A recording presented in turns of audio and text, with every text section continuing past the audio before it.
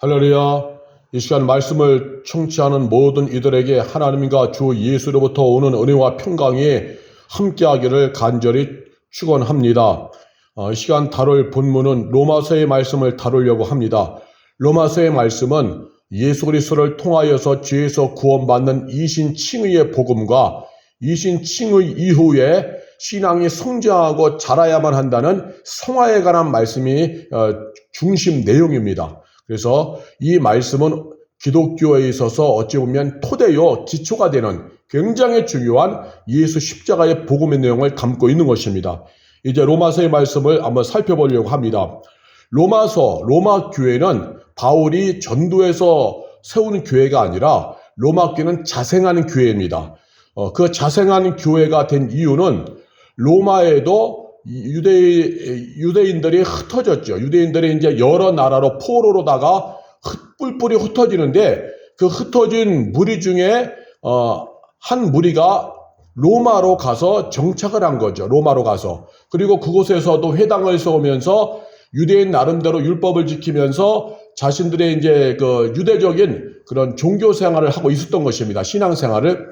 그런데 이들이 이제 유대인들의 꿈은 이거 흩어진 유대인들을 디아스포라 유대인이라고 불러요. 디아스포라. 이 디아스포라 흩어진 유대인들. 그 유대인들의 꿈이 뭐냐면은 예루살렘으로 와서 예루살렘 성전으로 오는 성지순례. 이 순례 여행이 이들의 꿈이에요. 그래서 이제 이스라엘에서는 큰 세 개의 절기가 있죠. 유월절, 무교절이라고도 하고 유월절이 지나면 그날 밤부터 일주일간의 무교절이 시작되거든요. 그래서 유월절을 포함한 무교절 첫 번째 절기, 그리고 그로부터 50일이 지나면 오순절, 맥주절이라고 하죠. 오순절, 맥주절, 혹은 칠칠절이라고 해서 보리나 밀을 첫 추수할 때에 하나님께 감사의 예배를 드리는 것. 이것이 이제 오순절, 칠칠절, 맥주절이라고 해요. 이것이 이제 두 번째 절기고, 마지막 이제 절기는 초막절이 되어지는 거죠. 초막절. 그래서 유대인들의 꿈은 멀리서 오는 거니까 무교절, 유월절만 지키고 가기엔 너무 아깝잖아요. 그래서 좀 더 59일간 머물러서 이제 77절, 맥주절이라고 하는 절기까지 지키고 이제 고향으로 각자 가는 것이죠. 2000년 전 예수님께서 체포당하셔서 이제 십자가를 지시고 이거 나서 이제 그 십자가 지시고서 해골의 언덕이라고 하는 곳으로 이제 예수님이 십자가 지시고 이제 올라가고 있었죠. 그럴 때 각 나라로 흩어져 있던 15개국의 디아스포라 유대인들이 성지순례하러 왔다가 그 6월절에 이 땅에 죽으러 오신 예수님, 우리의 죄를 다 짊어지시고 대신 죽으러 오신 예수님, 6월절 어린 양으로 오신 예수님이 6월절에 죽는 거거든요. 십자가에서 죽는 거. 이거 하나님의 섭리의 계획이었죠. 그래서 6월절에 예수님께서 6월절 구약에서부터 예표되어졌던 6월절 어린 양이 되셔서 우리의 죄를 다 짊어지시고 그 십자가를 짊어지시고 그 골고다 언덕, 라틴어로는 갈보리 언덕이라 그러고 이제 골고다 언덕길을 올라가는 그런 장면, 쓰러지면은 로마 구명들은 채찍질하고 하는 이런 장면들, 그것을 15개국에서 온 디아스포라 유대인들이 다 쳐다보고 있었던 것이죠. 그런데 이들은 그 로마에서 온 디아스포라 유대인을 포함한 15개국에서 온 유대인들은요, 그저 그냥 한 죄인이 처형당하는 거라 이렇게만 생각했지, 예수님이 하나님의 아들 그리스도다, 하나님의 아들이다, 구원자다라고 이거 믿지를 못했죠. 왜냐하면 이 유대 나라의 종교 지도자들과 유대인들이 예수는 가난한 목소 요셉의 아들이고 본인이 하나님의 아들이라고 해서 신성 모독했다, 율법을 어겼다 해서 이제 처형시키는 거니까 그 소문에 그대로 이제 설득당해서, 그래, 저 예수는 가난한 집 목소 요셉의 아들이고 하나님의 아들이라고 신성 모독했어, 그래서 죽는 거야, 그렇게 단순하게 보았던 거예요. 예수께서 그 6월절 어린 양이 되셔서 어린 양처럼 십자가에서 우리의 모든 죄를 다 짊어지시고 이제 죽으셨죠. 그래서 이제 아침 9시에 십자가에 달리셔서 모든 피와 물거를 다 쏟으시면서 오후 3시에 다 이루었다 하시면서 아버지여 내 영혼을 아버지 손에 부탁하나이다 하면서 운명하셨습니다. 그리고 나서 무덤에 안치되고 3일째 되는 날, 오늘날로 말하면 일요일 새벽에 예수님은 사망 권세 깨고 부활하셨습니다. 우리를 위하여서 승리의 왕으로 살아나신 것이죠.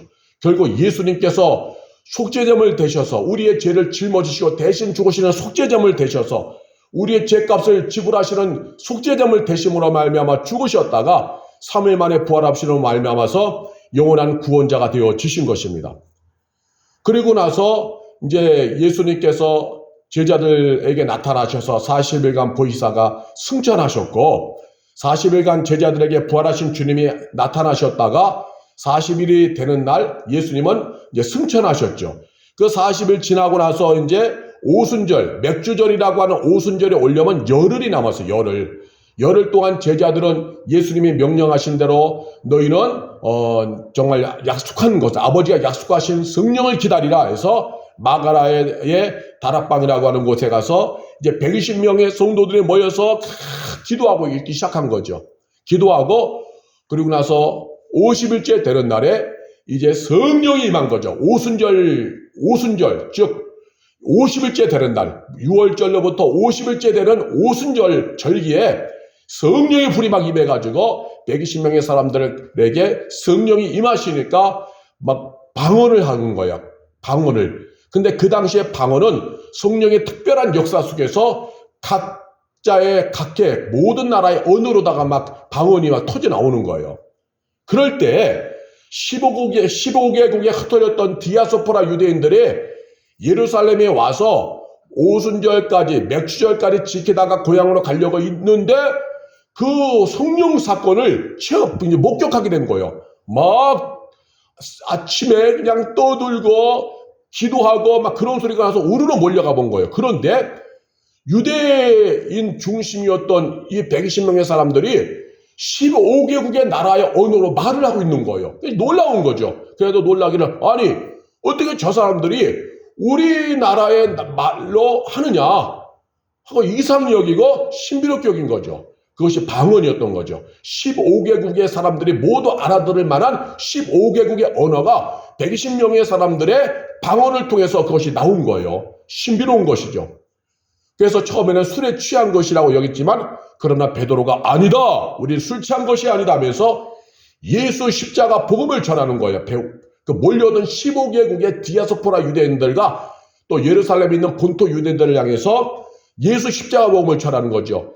예수께서 이 땅에 오셨다. 근데 너희가 50일 전에 십자가에 못 박아서 죽인 그 예수가 하나님의 아들이시다. 그리고 그분은 부활하셨다.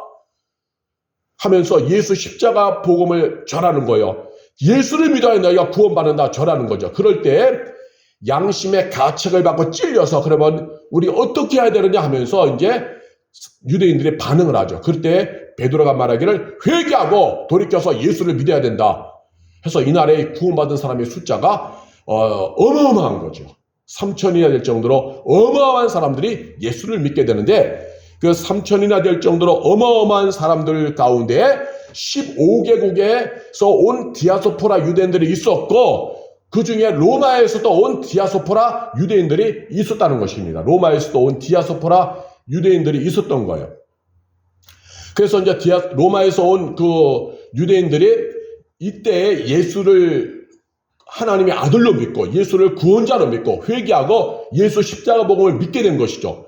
그리고 나서 이들이 이제 각자 뿔뿔의 고향으로 흩어질 때에 로마에서 온 디아스포라 유대인들도 로마로 가게 되는 거예요. 그러면서 그들이 비록 유대인이었지만 예수를 믿으니까 우리가 이제 별칭을 붙이면 유대계 기독인이라고 붙이는 거예요. 이방인들이 예수 믿으면 이방인계 기독인. 그래서 유대계 기독인들이 로마에 가서 이제 교회를 세워서는 예수를 이제는 믿는 그런 교회를 이루기 시작합니다. 그래서 바울이 전도하러 가지 않았음에도 불구하고 자생한 교회다라고 하는 것이 이러한 흐름 속에서 이루어진 거예요. 근데 문제가 있죠. 무슨 문제가 있느냐 하면은 영적인 리더가 없는 거예요. 말씀이 리더가 없어요. 그러니까 예수를 믿고 뜨거워졌어요.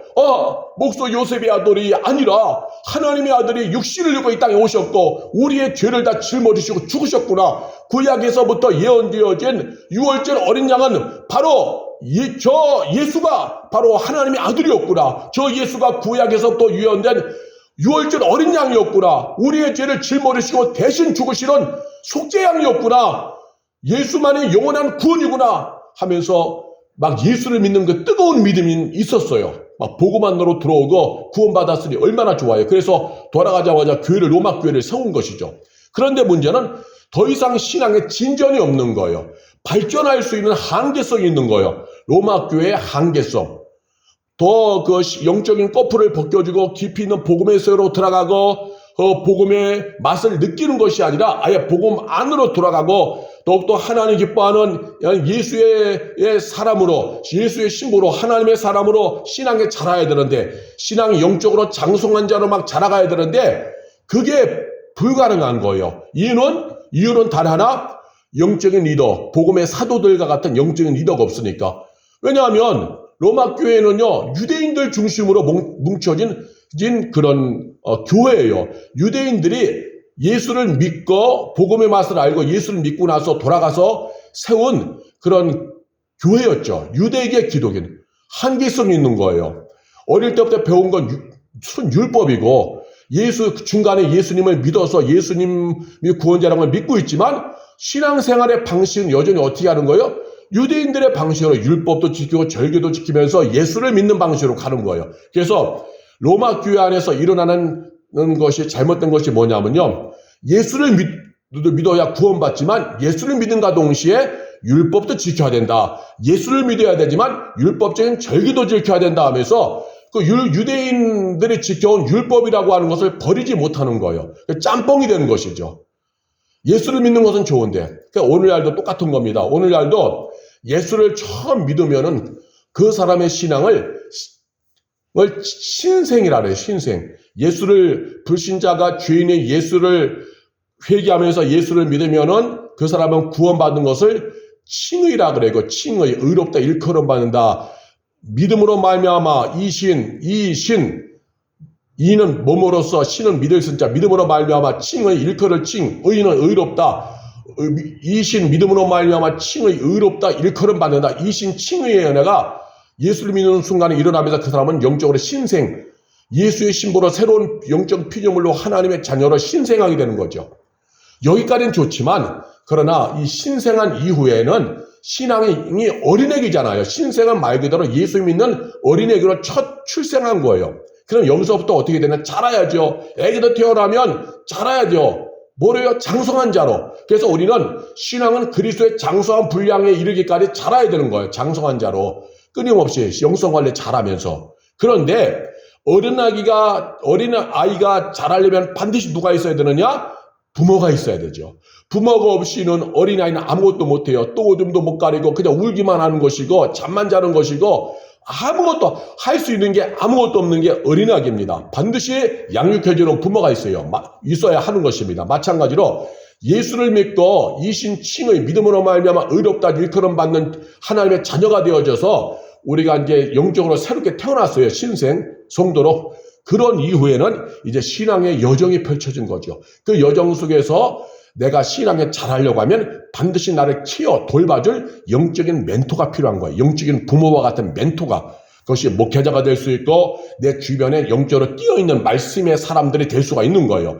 그래서 말씀의 멘토가 없이는 신앙에 성장할 수 없습니다. 로마 교회처럼 뒤죽박죽되는 거예요. 교회 나와도 여전히 세상 가치관과 신앙의 가치관이 짬뽕이 되고 뒤죽박죽돼서 신앙이 올라갈 수가 없는 거예요. 우리 주변에 보세요.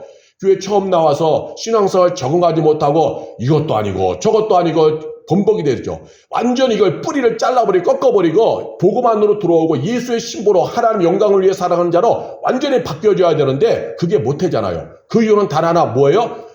멘토가 없어서.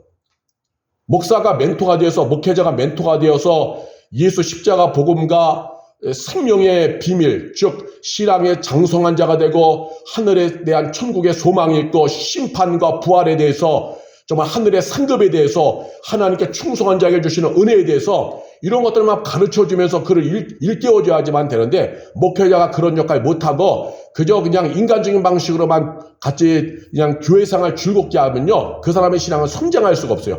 교회는 인간적인 커뮤니티가 아니에요. 그건 세상에서 말하는 동호회예요. 모임들.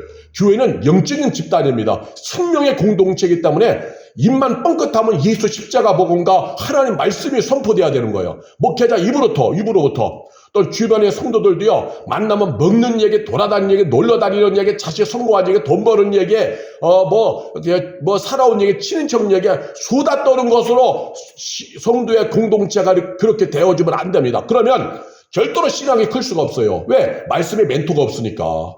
신앙이 크려면은요, 반드시 말씀에 멘토가 있어야 되는데, 수많은 교회 가면 세상에서나 교회 오나 똑같은 얘기야. 세상에서 먹는 얘기, 놀러 가는 얘기, 쾌락 얘기, 즐거운 얘기, 성공한 얘기, 자식이 몇 점 받은 남편이 월급 얼마나 받으니, 직장에서 내가 어떻게 살아가느니, 이런 얘기에 잡담 수다로다가 한두 시간 수다 떠는데, 교회에 와서도 똑같이 뭐 먹었는지, 어떻게 살았는지, 직장 얘기, 돈 얘기, 남편 얘기, 자식 얘기, 자기 얘기, 친척 얘기, 신부모 얘기, 이게 시댁 얘기, 친정 얘기, 이런 거를 한다면은 교회 밖에서 이야기나 교회 안에 들어오는 얘기나 별다를 바 없다는 거죠. 그러면 신앙은 절대로 잘할 수가 없다. 한계성이라는 거예요.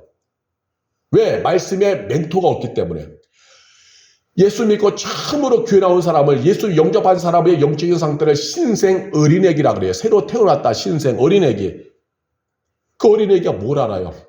그러면 그 사람을 키우려고 케어하려면 영적인 멘토가 있어야 돼요.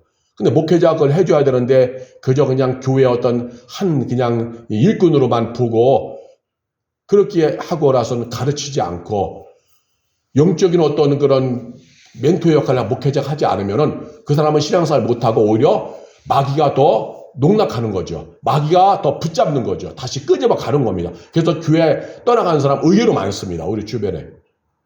그리고 교회로 와서도 오히려 영적인 신선한 충격을 못 받아요. 교회 공동체가 종교생활하는 공동체고 무슨 여성교회, 남성교회, 청장년은 무슨 찬양단, 모으는 기관 그런 조직이 많은지 그런 것 들어가서 거기서 활동하는 종교생활만 배웠지 영적인 말씀, 예수 십자가 복음에 대한 말씀 이런 것을 말해주는 멘토가 없으면은 신앙생활을 제대로 못해요.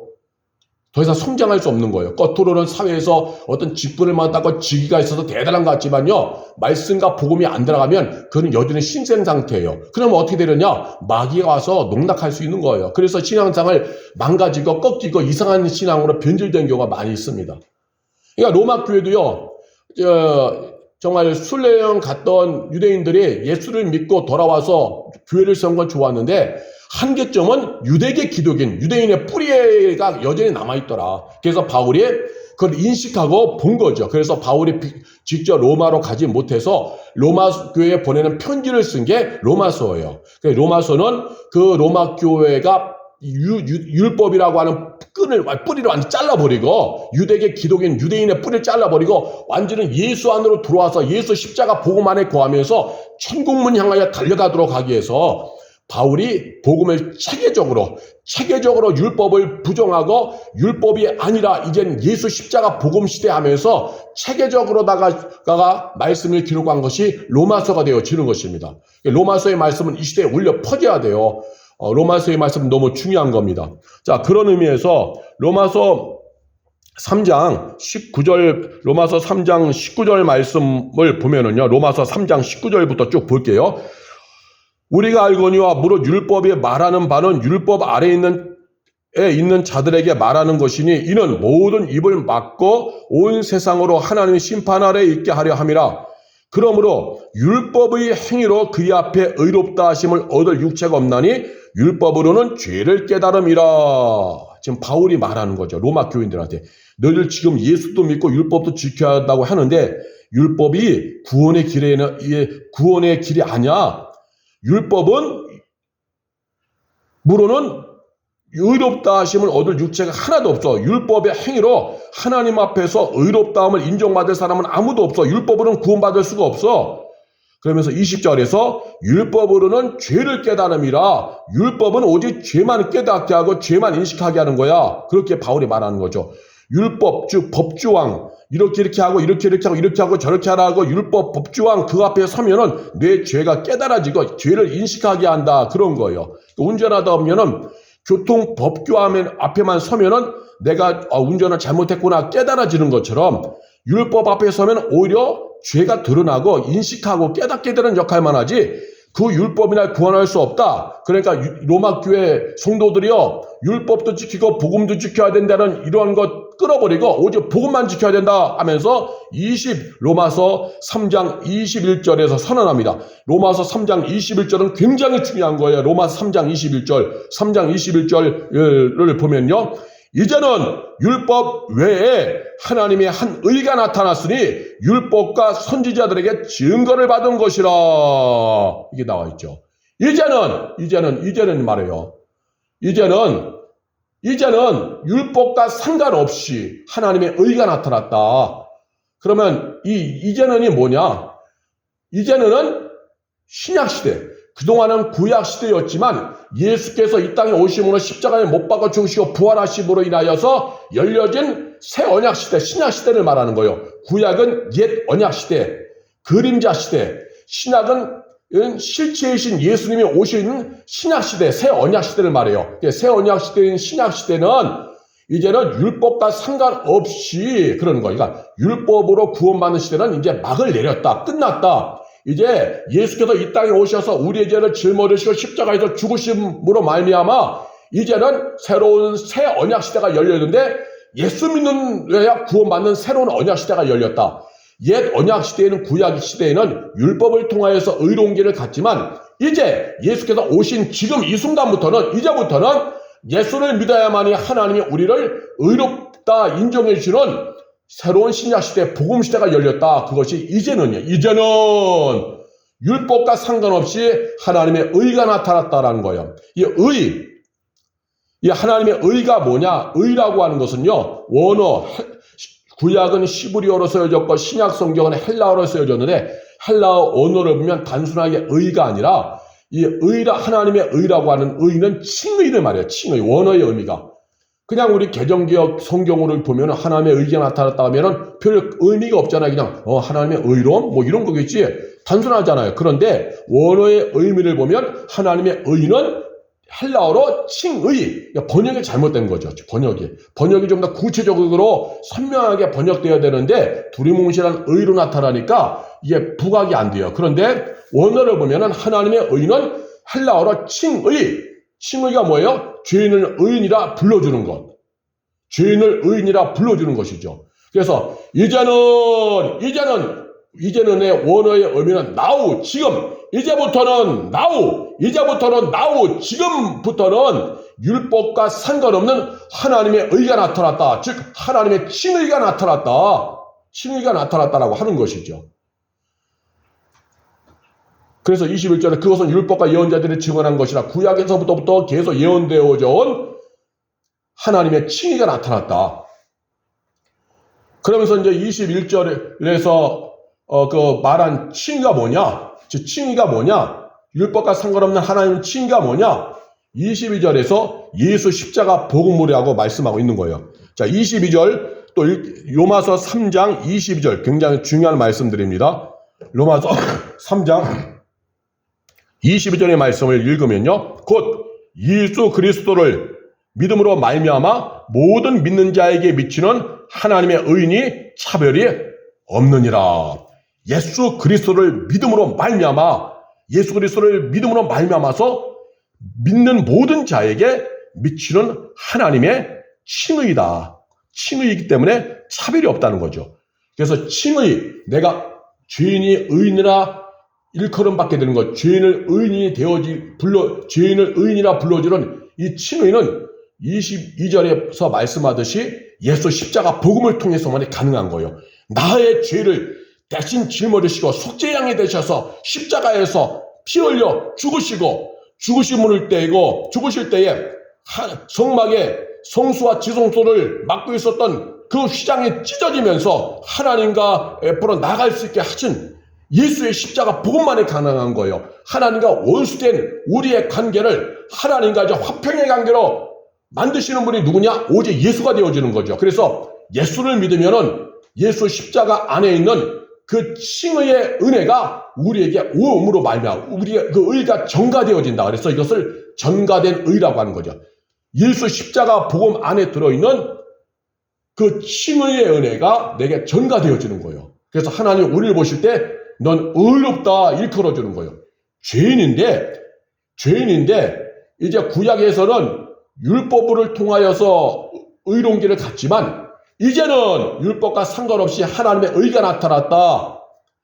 로마서 3장 22절에서 그것을 오직 예수 그리스도 십자가 복음을 통해서만 가능하다는 거죠. 그래서 내가 죄인이지만 예수 십자가 복음만으로 들어가 그 보혈의 피로 내가 덮여지고 보혈로 내가 원죄와 자범죄가 다 씻겨지면은 주 예수 안에 있는 그 거룩한 의가 내게 전가되어지는 거죠. 죄인이 아니라 의가 전가되어지니까 하나님이 보실 때 너는 이제 죄인이 아니라 의인이다 하는 칭의의 은혜를 하나님 우리에게 주시는 거예요. 예수 믿을 때 전가된 의로 인하여 우리를 죄인이 아니라 의인이다 불러주는 칭의의 은혜가 임하는 거죠. 그러면 칭의에는 뭐로 받느냐? 예수님을 믿어야 되니까 이신 칭의, 이신 믿음으로 말미암아 무엇을 믿어요? 예수 십자가 복음을 믿는 거죠. 나는 죄인이고 오직 예수가 나의 구원자입니다. 예수님이 나의 구원자입니다. 나 위에 피 흘리신 예수 그리스도, 예수가 나의 구원자입니다 하면서 회개하고 예수님을 나의 구원해주는 믿을 때 이신 믿음으로 말미암아 칭의 의롭다 일컬음 받게 되는 거예요. 죄인이 의인으로 불려지게 되어진다는 것입니다. 그래서 지금 로마 교회 지금 왜 바울이 이 로마서의 편지를 쓰면서 로마서 3장 20절에서 22절에서 말하는 게 율법의 행위로 의롭다함을 받을 수 없다. 율법은 죄만 지적할 뿐이야. 율법 조항 앞에 서면 죄만 드러나. 이제는 새로운 시대가 열렸다. 예수님이 오심으로 인하여 복음시대, 예수를 믿어야만 구원받는 새로운 복음시대, 은혜시대가 열렸다라고 하는 것이죠. 그래서 하나님이 우리를 의롭다 불러주시는 칭의의 은혜는 복음을 통해서만 가능하다는 거죠. 복음을 통해서. 그래서 죄인인 우리가 예수 십자가 복음을 믿을 때 예수 십자가 보혈로 우리가 덮여지면서 죄인이 하나님 예수의 의가 전가되음으로 말미암아 의롭게 되어지고 그래서 하나님 우리에게 의롭다 불러주는 거예요. 칭의의 은혜가 임하는 겁니다.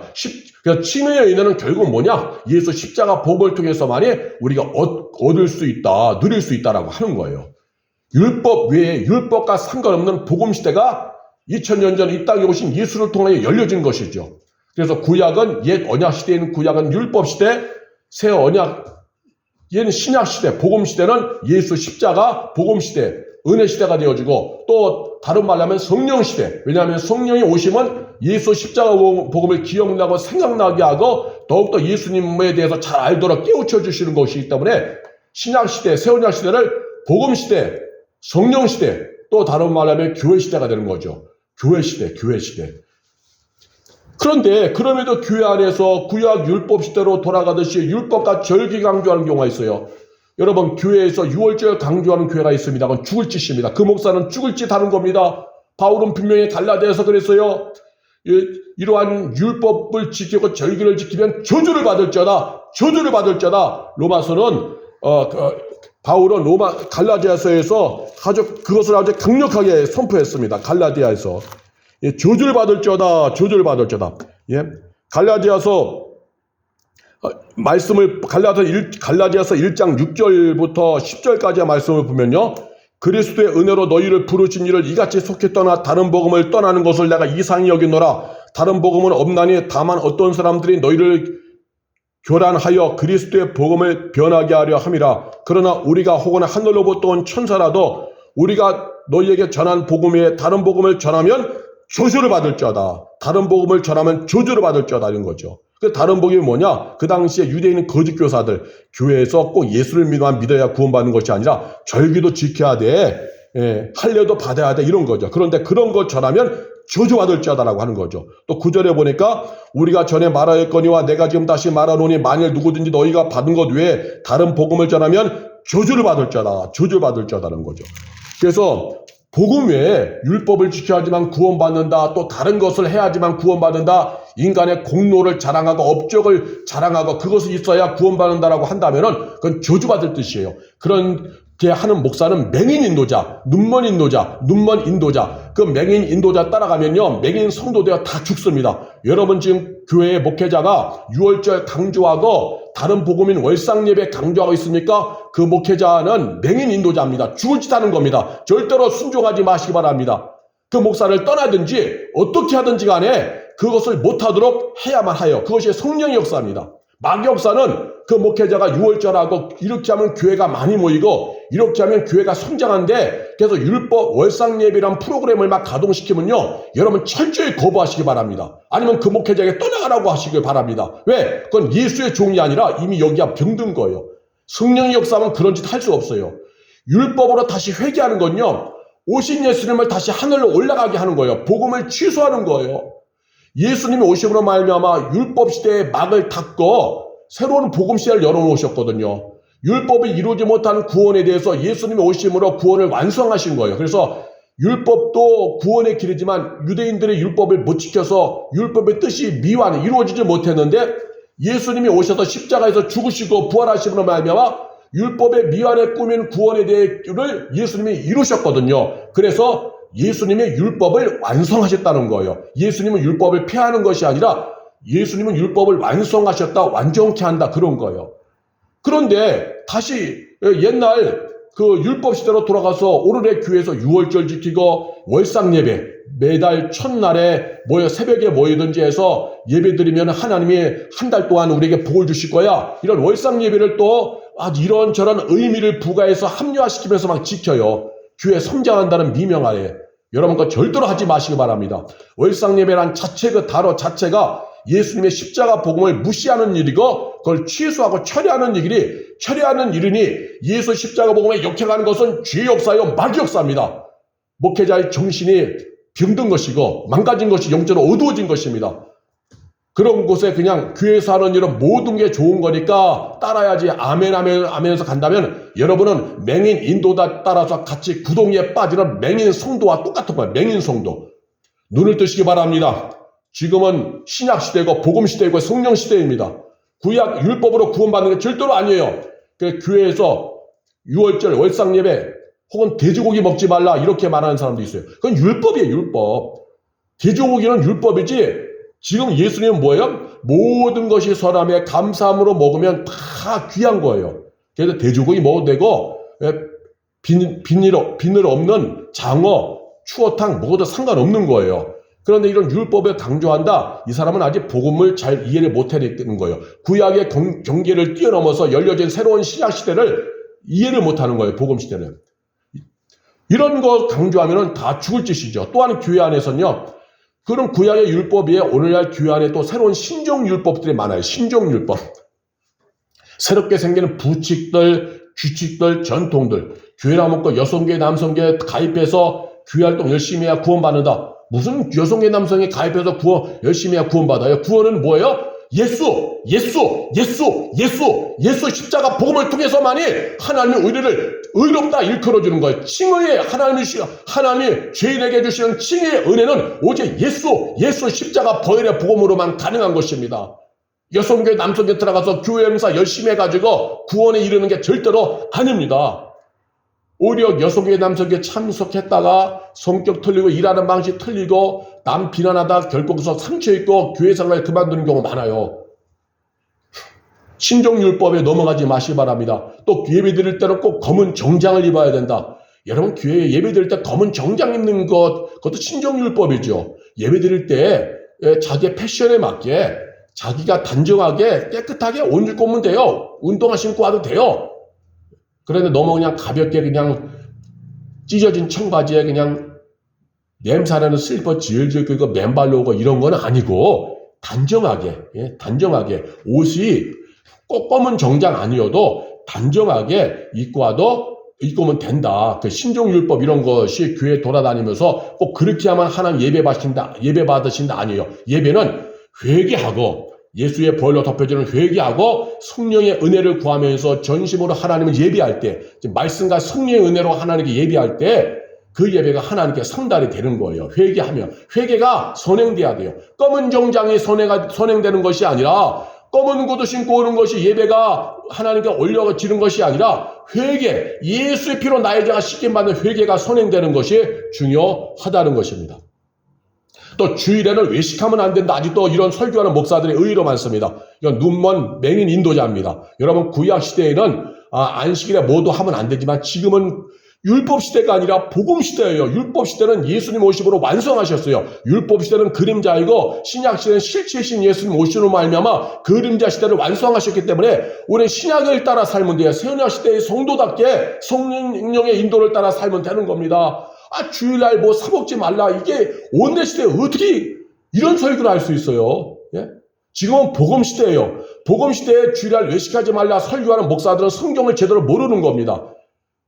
그럼 바울이 말하면 저주받을저다. 다른 복음을 전하면 저주받을저다. 그와 마찬 그런 길로 가는 거예요. 깨달으시길 바랍니다. 이 방송을 청취하는 목회자들을 깨달으시길 바라고 이 방송을 청취하는 성도여 깨달으시길 바라며 그런 설교하는 목사의 설교는 거부하시길 바랍니다. 주일날 사 먹어도 돼요. 예배 마치고 배고프면 오다가 빵집에 들려 빵 사 먹어도 되고 만두집에 들려서 만두 사 먹어도 되고요. 주일날 생필품을 사러 마트에 들려서 장 봐도 아무 이상 없는 겁니다. 지금은 신약 시대예요.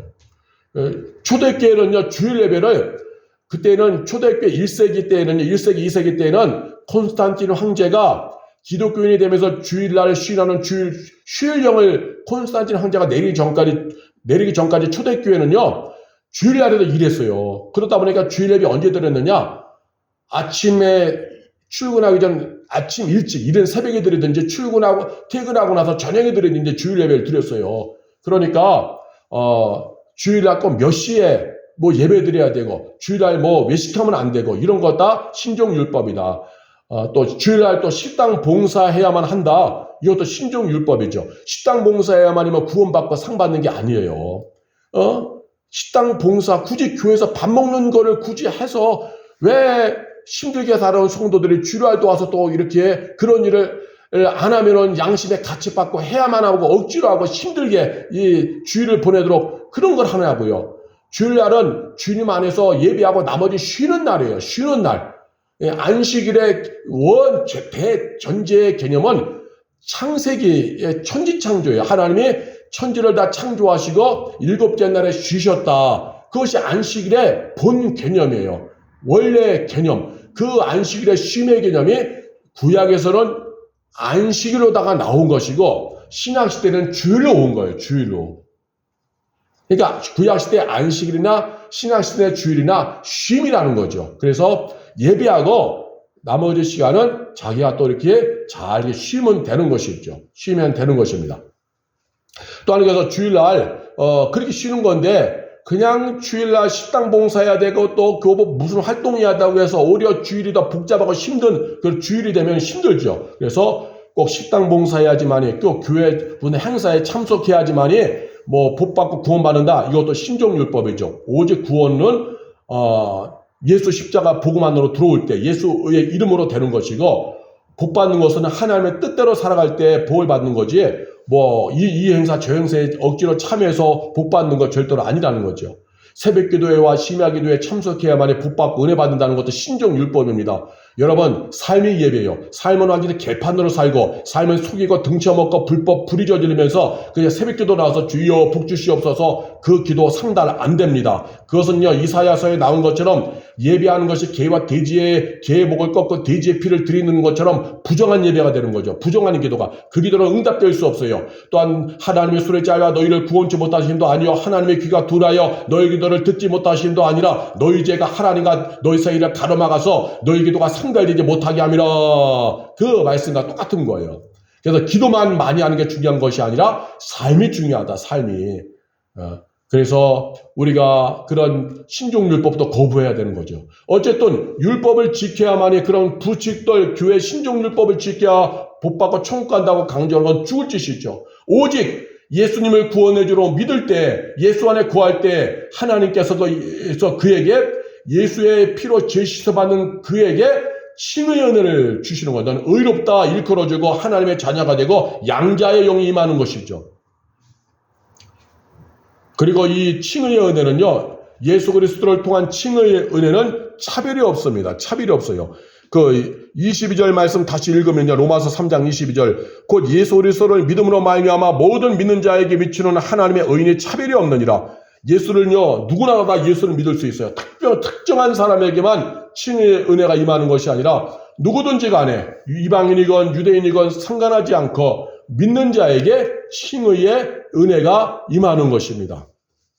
그래서 23절에 보니까 로마 3장 23절 모든 사람이 죄를 범하였으므로 하나님이 영광이 이르지 못하더니 모든 사람이 죄를 지어서 하나님이 영광이 이룰 수 없었죠. 구원받을 수 없었습니다. 그런데 24절에 로마서 3장 24절 그리스도 예수 안에 있는 속량으로 말미암아 하나님의 은혜로 값없이 의롭다 하심을 얻은 자 되었느니라 해야죠. 그래서 그리스도 예수께서 주시는 속량은 속죄를 말해요.